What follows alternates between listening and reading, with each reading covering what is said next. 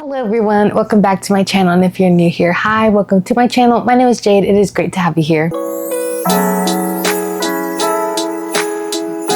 So today we are going to be talking about all the books on my February TBR, my hopefuls list, all the books that I hope to read this coming month. And I have a bunch of romance books. I have one that is not a romance, and I'll explain why that's on there. But I have a bunch of romance books on here. But I figured before we can get into that, we can very briefly talk about the books on my January TBR and which ones I read, and just like a little bit of the stats for that TBR. So if you watched my January TBR video, I forgot one specific book on there, but it was on my TBR. It just did not make the video because I forgot about it, and that was The Most Wonderful Crime of the Year. So I have my 2026 reading journal, and in here I have all the books that were on my January TBR, which was Cash, Brimstone, Killjoy, All In, The Most Wonderful Crime of the Year, We Who Will Die, and Silver Elite. So I had 7, and of those 7 I read 4. So we had 3 books, which was Silver Elite, We Who Will Die, and Cash, that I did not read. Silver Elite and Cash, oh my gosh, I've been trying to read those books for months at this point, and for whatever reason I'm just never in the mood for them. But we're gonna hope that this year will be the year to read them. They are in my 26 and 2026, so I'm hoping I do get to them at some point this year. I read 7 books. I read 4 books off of my January TBR, and then I read 7 in January, and those books that I read was Killjoy by Holly Jackson, and then Brimstone by Callie Hart, The 13th Child by Erin A. Craig, The Great Alone by Kristen Hanna, All In by Jennifer Lynn Barnes, The Most Wonderful Crime of the Year by Allie Carter, and then The Heir Parents by Rebecca Armitage. So it was a pretty good reading month for me, especially with the fact that I started school, I started a new job, and so even with all those outside factors, I was able to get a good amount of books read. And so I'm really excited for February. I cannot wait to show y'all the books that I read, and I cannot wait to see what additional books I end up picking up this month. So get y'all's water, get y'all's drink, because we're going to be talking about all the books that I hope to read in the month of February. So the first book I have, which these are in no particular order really, it is just the first one that I'm picking. This one is not the romance book, and the reason why it's on here is because it's actually mine and my sister's book club pick that we have with our friend, and that is My Husband's Wife by Alice Feeney, and I'm super excited to read this. I've heard nothing but good things about this one. It is a psychological thriller, if you do not know what this book is about. It follows our main character Eden as she comes home from her very first art exhibition. It was like her big break, and when she comes home she finds that the key, her house key, does not fit in the door, and when she knocks on the door, this woman who eerily resembles her opens the door, and she claims that she is like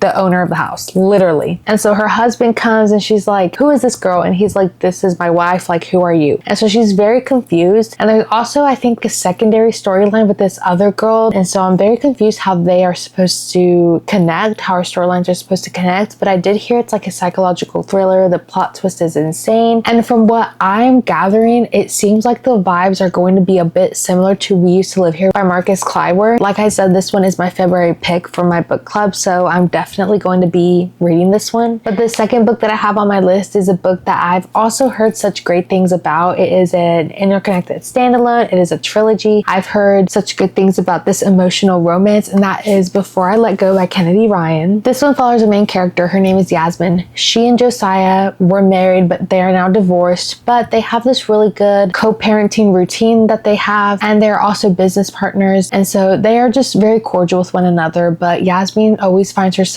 just constantly running into Josiah, and they end up sharing a kiss that ends up leading to more. But because they're starting to spend time together and they're starting to be that romantic aspect in their relationship again, old wounds open up, and it leads them to wonder if it's too late for them to get their happy ending with one another. And they're also left thinking, is there even a chance for them? Is it going to be better the second time around, or is this just going to end up like how their first go at their love went? So this one seems really interesting. Like I said, I've heard such good things about this one, and it being an emotional romance. So if you don't like stuff that is just straight spice and all these different things, I've heard that there's a huge plot at hand that involves our characters just having this emotional connection and rekindling their love for each other. Definitely a second chance romance. So if you love those type of things, I definitely recommend this one. I say I recommend this one. I have not read this one, but this is something that I do hope that I can get to this month. The next next book I mentioned is another interconnected standalone, and I mentioned the first one in my 10 books to read around Valentine's Day video. So if you watch that, you'll probably know what I'm talking about, was The Love Quotient. But I actually inspired myself to continue with the series. So I went to the store and bought the third and final book, which was The Heart Principle by Helen Huang. Like I said, I talked about The Love Quotient. I don't know if this one's a STEM romance, but that one, The Love Quotient, is a STEM romance. And so if you like those type of romances, I definitely recommend them. I can't remember if they're spicy. I did mention that in my 10 books to read video, but I don't really know what this one's about either. It says a woman struggling with burnout learns to embrace the unexpected and the man she enlists to help her in this heartfelt new romance. I don't know. I don't really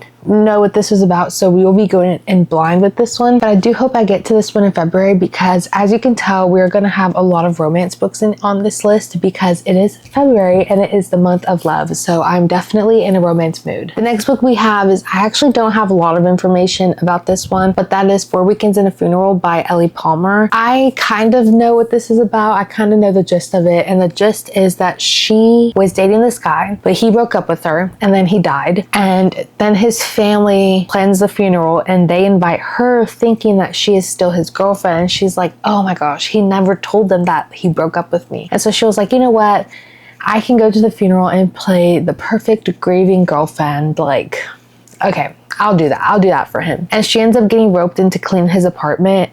But she's not the only one roped into that. His best friend is also helping her clean the apartment. And so because they're spending so much time together, she ends up falling for his best friend, her dead ex-boyfriend's best friend, even though his family did not know that he had broken up with her prior to him passing away. So it seems like it'll be a little messy, a little fun. There's going to be, I mean, the plot is that she is lying to his family and then she starts falling for the best friend. Like, it seems like it's going to be messy and the most fun. We have a lot of pink covers going on. A lot of pink fun covers going on. So that's the color palette for this month is going to be super fun. But this one's also on my February TBR and I cannot wait to get to it. I feel like I am just in a mood for some palette cleansers, fun romances. I think that is exactly what I need to help me get excited about reading again. So the next book we have is another one that is a part of a series that I talked about in my romance recommendations video for Valentine's Day. And this one is the 4th and final book in the When in Rome series, and that is In Your Dreams by Sarah Adams. So I can't remember if I've actually explained what this book is about on my channel, or I might have on a short or something. But if you don't know what this one's about, it's about our main character. Her name is Madison. She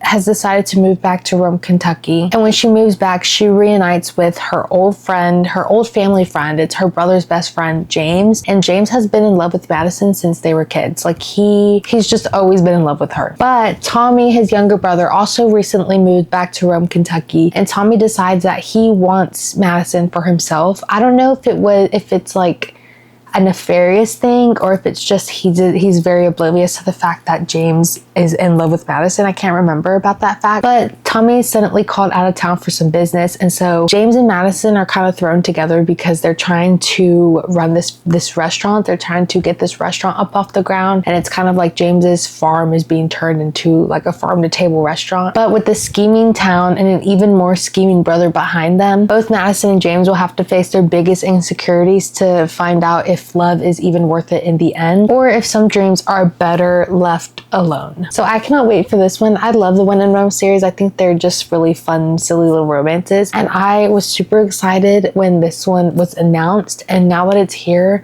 I cannot wait to read it. I literally already have my bookmark in the first chapter because I've been dying to read this, but just other books have caught my eye. But I am thinking that this one will be read in the month of February. Next, we have a book that is actually my buddy read pick for February with my friend Jade, and that is What Happens in Amsterdam by Rachel Lynn Solomon. I am obsessed with this cover. I'm loving the colors, the pink, the orange, the tulips, the building drawings in the background. I think this book cover is so stunning, and I don't really know what this is about. It says, falling in love with your husband is anything but convenient in this steamy romance. I don't remember why, but I do remember that this is a marriage of convenience. Obviously, it's gonna have to be convenient for both of them, but I don't remember why they decided that they needed to get married to solve the problems that they were having, but I cannot wait to read it and find out. I love going into a lot of my books blind, and The only reason why I know what a lot of them are about is because I very intentionally tried to give y'all a synopsis of these books, but